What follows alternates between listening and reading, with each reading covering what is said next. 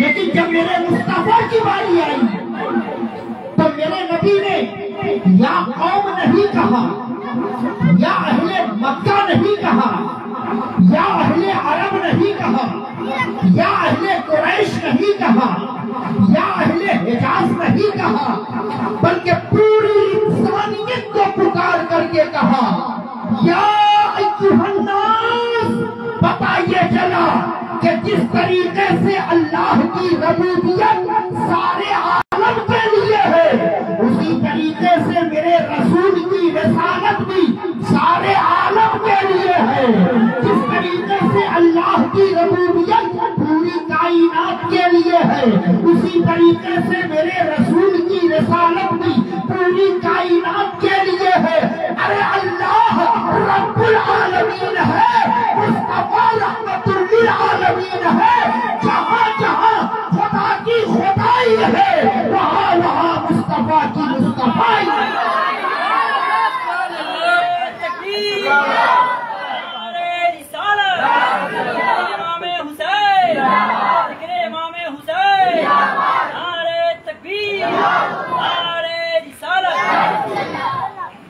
یا ایھا الناس اعبدوا ربکم، اے لوگو تم اپنے رب کی عبادت کرو۔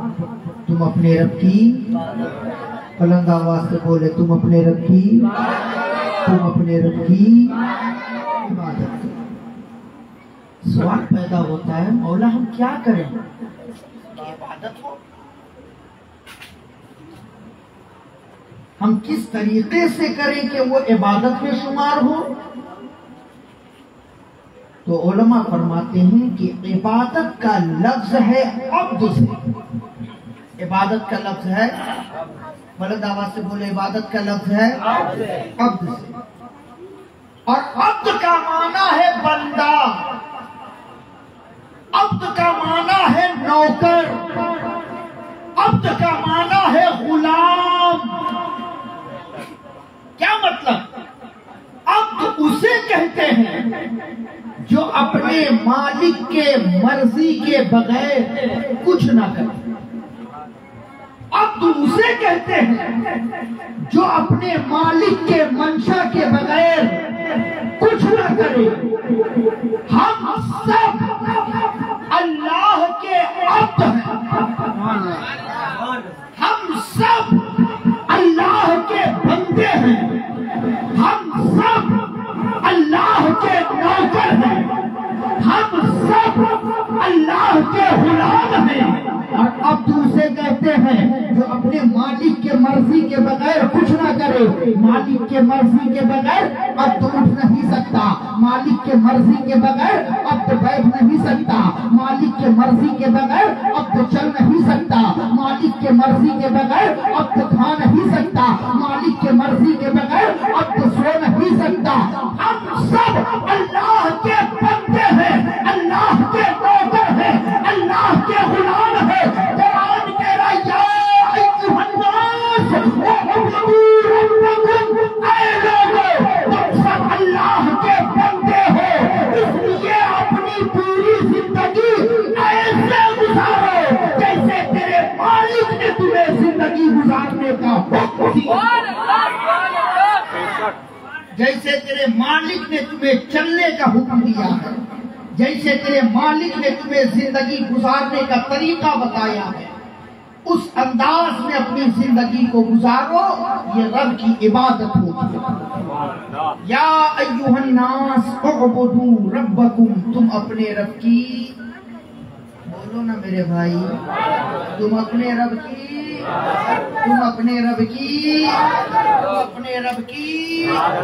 عبادت کرو۔ حضرت مولانا حسان رضا صاحب قبلہ بیٹھے ہیں، پڑھے لکھے آدمی ہیں۔ یہاں پہ ایک نقطہ ذہن میں آ رہا ہے، اس آیت کریمہ میں پروردگار نے کہا اعبدوا ربکم، تم اپنے رب کی عبادت کرو۔ رب کا سوال پیدا ہوتا ہے کہ پروردگار نے اعبدوا اللہ کیوں نہیں کہا کہ تم اللہ کی عبادت کرو؟ اللہ کیوں نہیں کہا اعبدوا اللہ؟ اے لوگو تم اللہ کی عبادت کرو. اللہ نہیں کہا اعبدوا ربکم، تم اپنے رب کی عبادت کرو. کیا مطلب؟ اجازت دیجئے تو اس کو بھی آسان پیرائے تو سمجھا دیں. اجازت ہے؟ بات سمجھ میں آ رہی ہے؟ میں اسی طریقے سے چند باتیں سنیے. آج پہلا دن ہے. اعبدوا ربکم. ہم اور آپ اس دنیا میں ہیں. اس دنیا میں آنے سے پہلے کس دنیا میں تھے؟ کوئی بتائے گا؟ ماں کے پیٹ کی دنیا. ماں کے پیٹ کی دنیا میں آنے سے پہلے ہم اور آپ کس دنیا میں تھے؟ باپ کی پشت کی دنیا میں. باپ کی پیٹھ پر آنے سے پہلے ہم اور آپ کس دنیا میں تھے؟ حضرت علامہ حسام رضا صاحب کہیں گے روحوں کی دنیا میں. کہاں تھے؟ کہاں تھے؟ عالم ارواح، روحوں کی دنیا وہاں تھے. عالم ارواح میں پروردگار عالم نے تمام روحوں کو جمع کیا اور جمع کرنے کے بعد پروردگار عالم نے تمام روحوں سے پوچھا تھا الستو بربکم اعبدوا ربکم اور الستو بربکم. ذہن کو قریب کر. اہل علم کے لیے یہ نقطہ ہے مگر پیش آپ تک پہنچ کر رہا ہوں. ہو سکتا ہے کہ میرا یہ جو نقطہ ہے وہ آپ کے ذہن تک اتر جائے. الستو بربکم، رب کہہ رہا ہے میرے بندو بتاؤ کیا میں تمہارا رب نہیں ہوں؟ کیا میں تمہارا پروردگار نہیں ہوں؟ کیا میں تمہارا پالنہار نہیں ہوں؟ کیا میں تمہارا معبود نہیں ہوں؟ کیا میں تمہیں پیدا کرنے والا نہیں ہوں؟ تمام روحوں نے یک زبان ہو کر کے کہا قالوا بلا شہیدنا، مولا ہم اقرار و اعتراف کرتے ہیں کہ بے شک تو ہی ہمارا رب ہے، تو ہی ہمارا پروردگار ہے، تو ہی ہمارا خالق ہے، تو ہی ہمارا مالک ہے، تو ہی ہمیں پیدا کرنے والا ہے. عالم ارواح میں ہم نے، آپ نے، سبوں نے عالم ارواح میں رب کی ربوبیت کا وعدہ کیا تھا کہ مولا تو ہی ہمارا رب ہے. لیکن جب ہم عالم ارواح سے اس دنیا میں آئے تو آنے کے بعد ہمارا ذہن بدل گیا، ہماری فکر بدل گئی، ہمارا خیال بدل گیا، ہمارا ذہن بدل گیا، ہماری سوچ میں تبدیلی آ گئی. اس دنیا میں آنے کے بعد ہمیں اور آپ کو فکر اپنے پیٹ کو پالنے کی لگ گئی. اب دکانداروں نے سوچا اگر میں دکانداری نہیں کروں گا تو اپنا پیٹ کہاں سے پالوں گا. تاجروں نے سوچا اگر میں تجارت نہیں کروں گا تو اپنا پیٹ کہاں سے پالوں گا. ملازموں نے سوچا اگر میں ملازمت نہیں کروں گا تو اپنا پیٹ کہاں سے پالوں گا. کسانوں نے سوچا اگر میں کھیتی باڑی نہیں کروں گا تو میں اپنا پیٹ کہاں سے پالوں گا. اس دنیا میں آنے کے بعد ہمیں اور آپ کو فکر اپنے پیٹ کو پالنے کی لگ گئی اور عالم ارواح میں کیا ہوا وعدہ ہم اور آپ بھول گئے. پروردگار اس آیت میں عالم ارواح میں کیا ہوا وعدہ ہمیں اور آپ کو یاد دلا رہا ہے. یا ایھا الناس اعبدوا ربکم، اے لوگوں عالم ارواح میں جو تم نے اپنے رب سے وعدہ کیا تھا اسے یاد کرو اور اپنے رب کی عبادت کرو. اس وعدے کو یاد کرو اور اپنے رب کی عبادت کرو. اور قرآن کی ایک ایک آیت ہمیں اللہ کی ربوبیت کا وعدہ یاد دلاتا ہے. ایک ایک آیت قرآن کی سب سے پہلی سورت نازل ہوئی اقرا بسم ربک الذی خلق. یہاں بھی لفظ رب لا کر ہمیں الستو بربکم کا وعدہ یاد دلائے گا. قرآن کی سب سے آخری سورت نازل ہوئی اذا جاء نصر اللہ والفتح. اس سورت کا آخری جملہ فسبح بحمد ربک واستغفرہ انہ کان توابا. یہاں بھی لفظ رب لا کر ہمیں الستو بربکم کا وعدہ یاد دلایا جا رہا ہے۔ قرآن کی پہلی سورت سورہ فاتحہ شریف، سورہ فاتحہ کی پہلی آیت الحمدللہ رب العالمین، یہاں بھی لفظ رب لا کر ہمیں الستو بربکم کا وعدہ یاد دلایا جا رہا ہے۔ قرآن کی آخری سورت قل اعوذ برب الناس، یہاں بھی لفظ رب لا کر ہمیں الستو بربکم کا وعدہ یاد دلایا جا رہا ہے۔ ہم انسان جب دنیا سے جاتا ہے تو قبر میں پہلا سوال ہوتا ہے من ربکا، تیرا رب کون ہے؟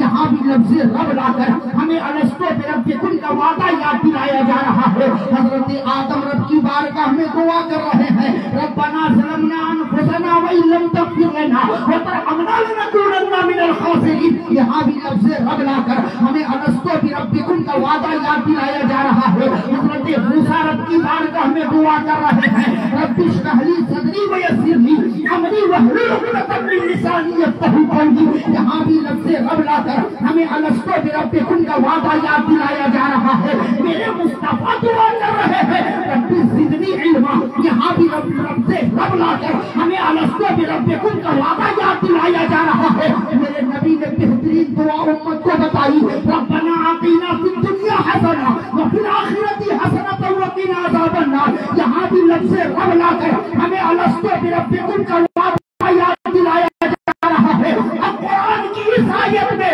قرآن کہہ رہا ہے یا ایھا الناس اعبدوا ربکم، یہاں بھی لفظ رب لا کر ہمیں الستو بربکم کا وعدہ یاد دلایا جا رہا ہے۔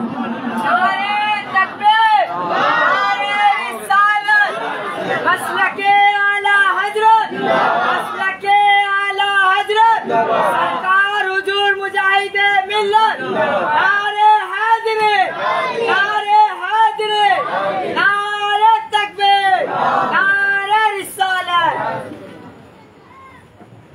قرآن کہہ رہا ہے یا ایھا الناس اعبدوا ربکم، تم اپنے رب کی، بولو نا میرے بھائی، تم اپنے رب کی، تم اپنے رب کی، تم اپنے رب کی۔ ہو سکتا ہے یہ لفظ عبادت کہتے کہتے عبادت سے محبت ہو جائے، تم اپنے رب کی عبادت کرو۔ مولانا ارشد صاحب عربی گرامر میں دو لفظ ایسے ہیں جو کبھی دو ہو ہی نہیں سکتے، دو لفظ ایسے ہیں جو کبھی دو ہو ہی نہیں سکتے۔ وہ دو لفظ کون سا ہے؟ کہتے ہیں ایک ہے لفظ رب جو کبھی دو نہیں ہو سکتا، اور ایک ہے لفظ اب جو کبھی دو نہیں ہو سکتا۔ سمجھ گئے؟ رب سمجھ گئے ہیں مگر اب نہیں سمجھے، اور آسان کر کے سمجھا دو۔ رب کسے کہتے ہیں، اب کسے کہتے ہیں؟ رب کہتے ہیں خدا کو، خدا کبھی دو، بولو نا میرے بھائی، خدا کبھی دو، خدا کبھی دو، جس کا عقیدہ ہے وہی بولے خدا کبھی دو نہیں ہو سکتا۔ اور اب کہتے ہیں باپ کو، باپ بھی کبھی دو نہیں ہو سکتا۔ اب جو ایک نمبر کا مال ہوگا وہی بولے گا باپ بھی کبھی دو نہیں ہو سکتا۔ یہ دو لفظ ایسے ہیں جو کبھی دو ہو ہی نہیں سکتا۔ رب کبھی دو نہیں ہو سکتا، اب یعنی باپ کبھی دو نہیں ہو سکتا۔ آپ کسی سے پوچھیں آپ کے بھائی کتنے ہیں تو کیا ناراض ہو جائے گا، غصے میں آ جائے گا؟ مسکرا کر کے کہے گا دو ہے، تین ہے، چار ہے، پانچ ہے، چھ ہے۔ آپ کسی سے پوچھیں کہ آپ کی بہنیں کتنی ہیں، خوش ہو کر کے کہے گا دو ہے، تین ہے، چار ہے، پانچ ہے، چھ ہے۔ یہاں تک کہ آپ کسی سے پوچھیں کہ آپ کے چچا کتنے ہیں، خوش ہو کر کے کہے گا دو ہے، تین ہے، چار ہے، پانچ ہے، چھ ہیں۔ آپ کسی سے پوچھیں کہ آپ کے خالو کتنے ہیں، خوش ہو کر کے کہے گا دو ہے، تین ہے، چار ہے، پانچ ہے، چھ ہیں۔ یہاں تک کہ اگر آپ کسی سے پوچھیں کہ یہ بتاؤ تمہاری ماں کتنی ہے، تو اگر کسی کے والد نے 2 3 4 شادیاں کی ہیں تو کہے گا 2 ہے 3 ہے 4 ہے. لیکن بھول سے بھی، مذاق سے بھی اگر آپ نے کسی سے پوچھ لیا کہ بتاؤ تمہارے باپ کتنے ہیں، تو غیرت مند بیٹا فوراً جوتا اتار لے گا اور اتار کر کے کہے گا تمہیں شرم نہیں آتی جو پوچھتے ہو تمہارے باپ کتنے ہیں؟ باپ بھی کبھی 2 ہوتا ہے، باپ ہمیشہ 1 ہوتا ہے. اور میرے نبی نے بھی فرمایا یا ایھا الناس انا ربکم واحد وان اباؤکم واحد. اے لوگوں، تمہارا رب بھی ایک ہے، تمہارا باپ بھی ایک. نعرہ تکبیر، نعرہ رسالت، ذکر امام حسین یا حسین، نعرہ تکبیر.